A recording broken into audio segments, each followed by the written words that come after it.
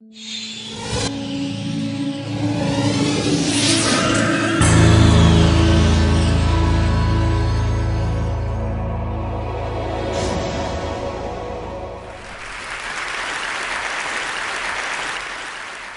I want to start by offering you a free, no-tech life hack. And all it requires of you is this, that you change your posture for 2 minutes. But before I give it away, I want to ask you to right now do a little audit of your body and what you're doing with your body. So how many of you are sort of making yourselves smaller? Maybe you're hunching, crossing your legs, maybe wrapping your ankles. Sometimes we hold on to our arms like this. Sometimes we spread out. I see you. So I want you to pay attention to what you're doing right now. We're going to come back to that in a few minutes, and I'm hoping that if you sort of learn to tweak this a little bit, it could significantly change the way your life unfolds. So we're really fascinated with body language, and we're particularly interested in other people's body language. You know, we're interested in, like, you know, an awkward interaction, or a smile, or a contemptuous glance, or maybe a very awkward wink, or maybe even something like a handshake. Here they are arriving at number 10, and look at this lucky policeman gets to shake hands with the President of the United States. Oh, and here comes the Prime Minister of the... No.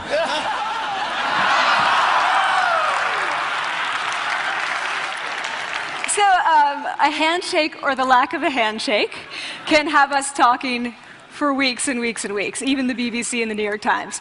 So obviously, when we think about nonverbal behavior or body language, but we call it nonverbals as social scientists, it's language. So we think about communication. When we think about communication, we think about interactions. So what is your body language communicating to me? What's mine communicating to you?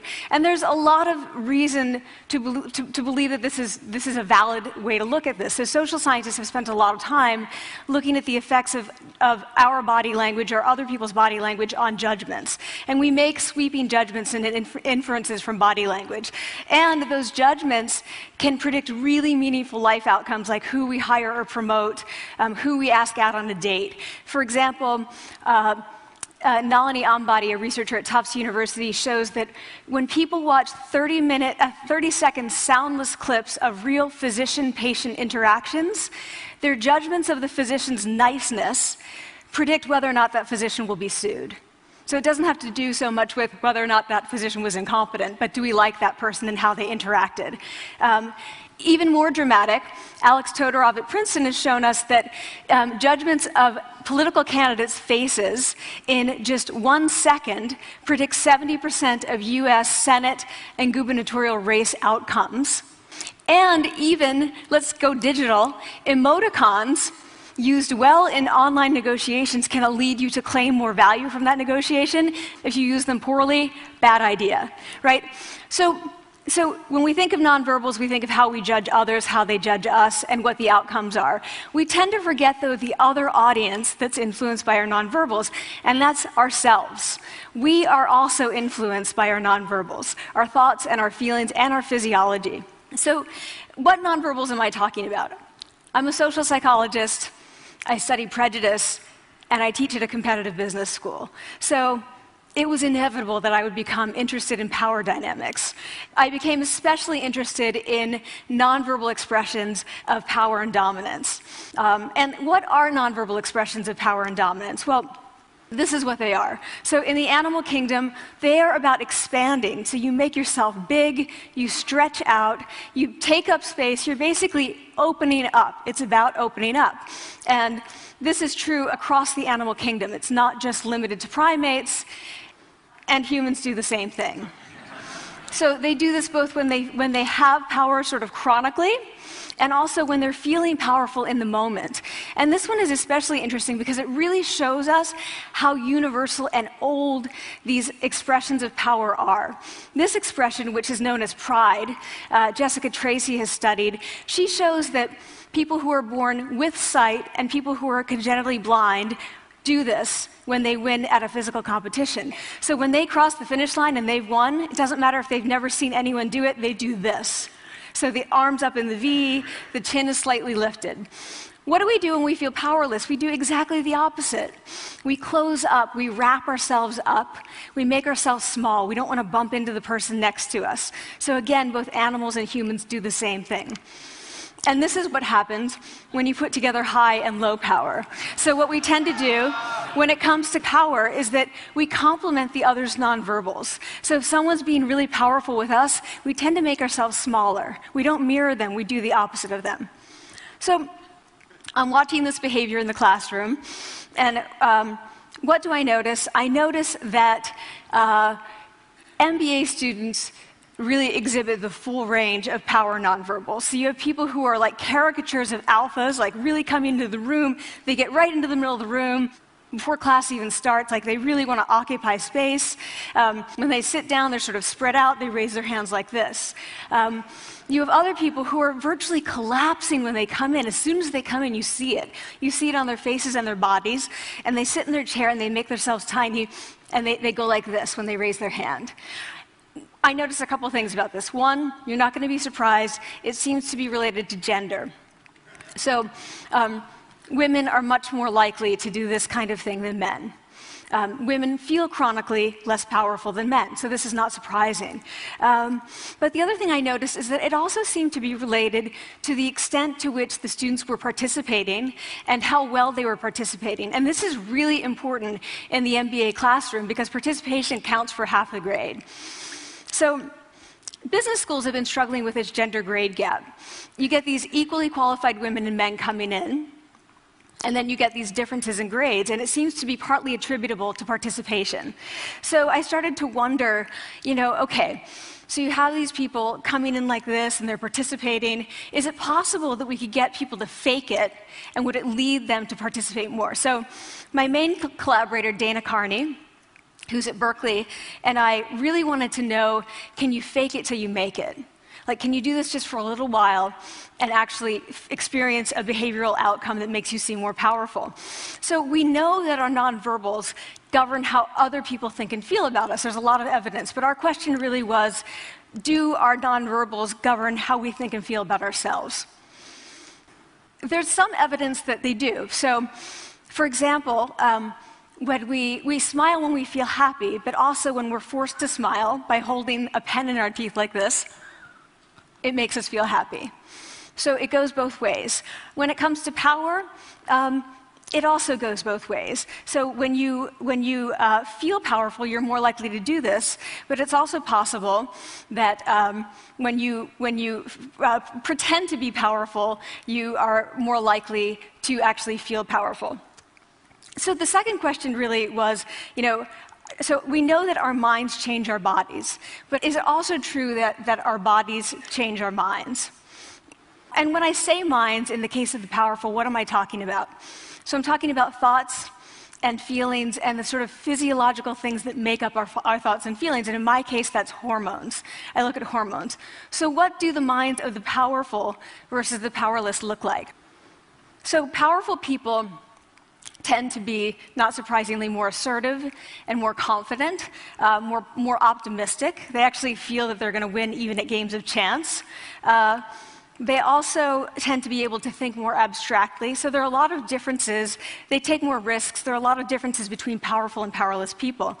Physiologically, there also are differences on two key hormones, testosterone, which is the dominance hormone, and cortisol, which is the stress hormone. So what we find is that high-power alpha males in primate hierarchies have high testosterone and low cortisol. And powerful and effective leaders also have high testosterone and low cortisol. So what does that mean? When you think about power, people tended to think only about testosterone because that was about dominance. But really, power is also about how you react to stress.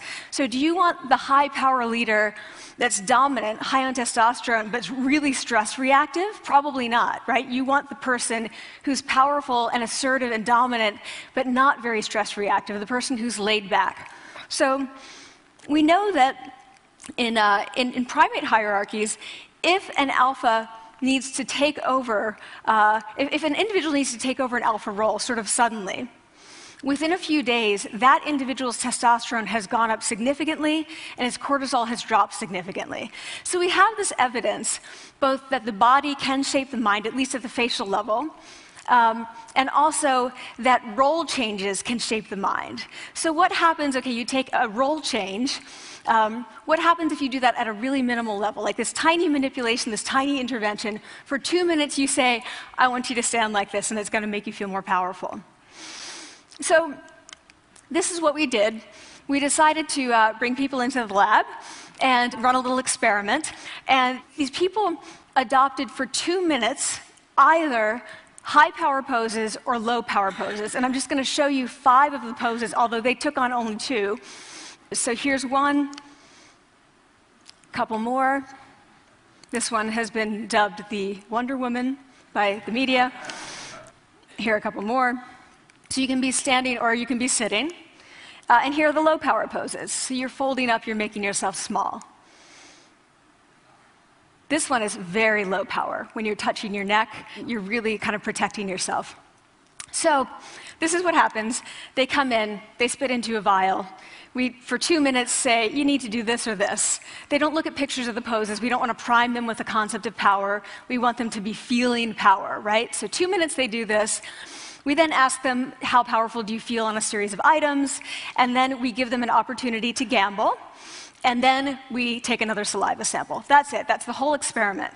So this is what we find. Risk tolerance, which is the gambling. What we find is that when you're in the high power pose condition, 86% of you will gamble. When you're in the low power pose condition, only 60%. And that's a pretty whopping significant difference. Here's what we find on testosterone. From their baseline when they come in, high power people experience about a 20% increase. And low power people experience about a 10% decrease. So again, 2 minutes and you get these changes. Here's what you get on cortisol.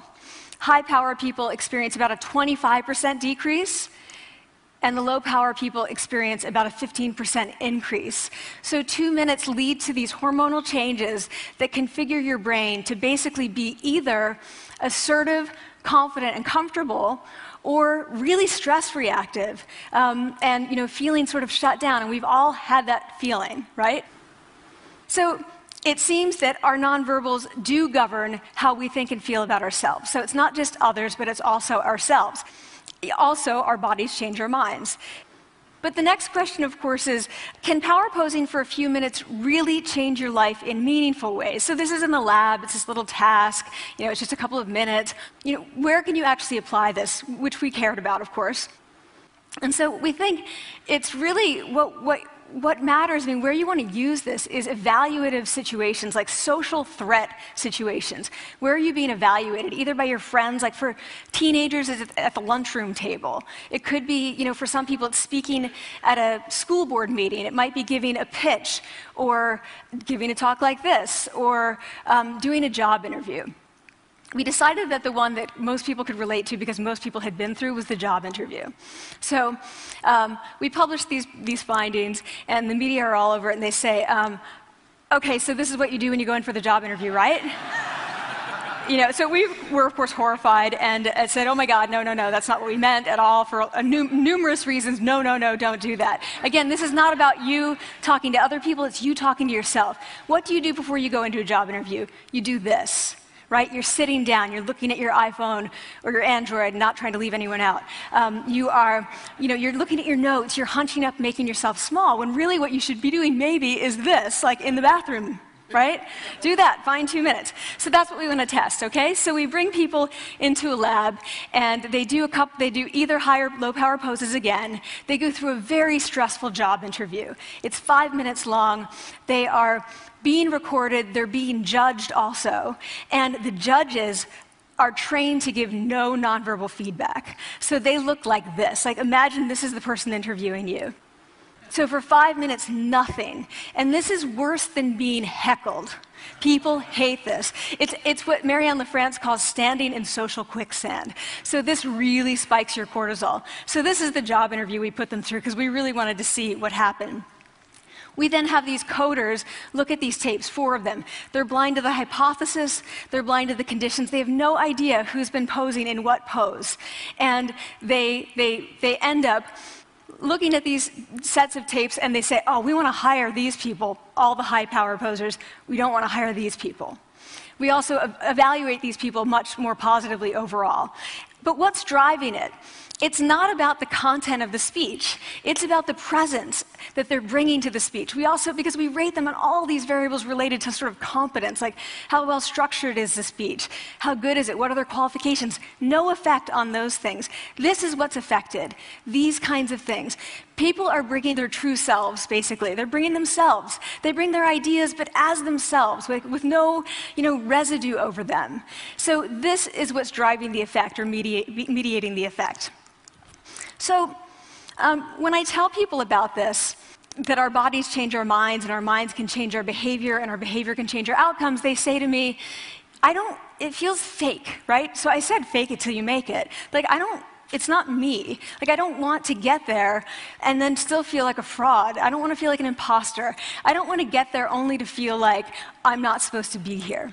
And that really resonated with me, because I want to tell you a little story about being an imposter and feeling like I'm not supposed to be here. When I was 19, I was in a really bad car accident. I was thrown out of a car, rolled several times. I was thrown from the car, and I woke up in a head injury rehab ward. And I had been withdrawn from college, and I learned that my IQ had dropped by 2 standard deviations, which was very traumatic. I knew my IQ because I had identified with being smart, and I had been called gifted as a child. So I'm taken out of college. I keep trying to go back. They say, you're not going to finish college. Like, just, there are other things for you to do, but that's not going to work out for you. So I really struggled with this, and I have to say, having your identity taken from you, your core identity, and for me it was being smart, having that taken from you, there's nothing that leaves you feeling more powerless than that. So I felt entirely powerless. I worked and worked and worked, and I got lucky and worked and got lucky and worked. Eventually I graduated from college. It took me 4 years longer than my peers, and I convinced someone, my angel advisor, Susan Fisk, to take me on. And so I ended up at Princeton, and I was like, I am not supposed to be here. I am an imposter. And the night before my first year talk, and the first year talk at Princeton is a 20-minute talk to 20 people. That's it. I was so afraid of being found out the next day that I called her and said, I'm quitting. She was like, you are not quitting, because I took a gamble on you and you're staying. You're going to stay, and this is what you're going to do. You're going to fake it. You're going to do every talk that you ever get asked to do. You're just going to do it and do it and do it, even if you're terrified and just paralyzed and having an out-of-body experience, until you have this moment where you say, oh my gosh, I'm doing it. Like, I have become this. I am actually doing this. So that's what I did. 5 years in grad school. A few years, I'm at Northwestern. I moved to Harvard. I'm at Harvard. I'm not really thinking about it anymore, but for a long time I had been thinking, not supposed to be here, not supposed to be here. So at the end of my first year at Harvard, a student who had not talked in class the entire semester, who I had said, look, you got to participate or else you're going to fail, came into my office. I really didn't know her at all. And she came in totally defeated, and she said, I'm not supposed to be here.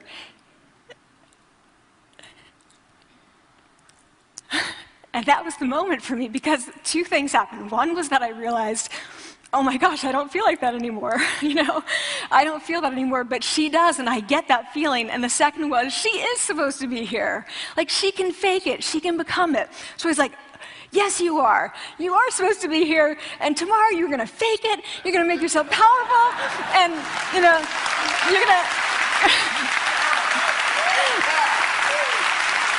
and you're going to go into the classroom, and you are going to give the best comment ever, And she gave the best comment ever, and people turned around, and they were like, oh my God, I didn't even notice her sitting there, She comes back to me months later, and I realized that she had not just faked it till she made it, she had actually faked it till she became it. So she had changed.